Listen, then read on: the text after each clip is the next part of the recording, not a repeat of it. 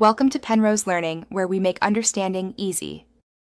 You start by confirming where your code runs, Node. JS is server, the browser is client. Once done, wrap DOM access with a guard. If typeof document == undefined, do this immediately for any script interacting with document. Make sure to move initialization into client-only entry points or into lifecycle hooks that run after mount.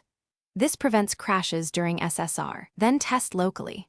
Run your server build and open the page. Observe console for remaining errors and iterate. Next, convert problematic modules to client-only imports. For frameworks, use dynamic imports with SSR, false, or delay require calls until after mount. You must also move DOM manipulation into use effect or component did mount so it runs only in the browser. If you need tests or server utilities, mock document with JSDOM. That keeps Node happy. Be deliberate. Lazy load heavy browser libs to reduce server bundle size. Once updated, rebuild and verify that server render completes without referencing. Finish by rebuilding your app and running a production-like server locally.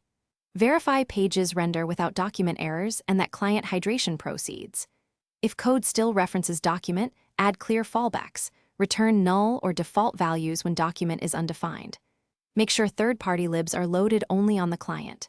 If problems persist, reproduce the SSR environment, enable source maps, and trace the stack to the offending file once identified. Wrap or lazy load that module.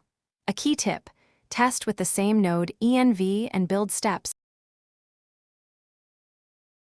Thanks for watching. If this was helpful, leave a like and consider subscribing. See you next time.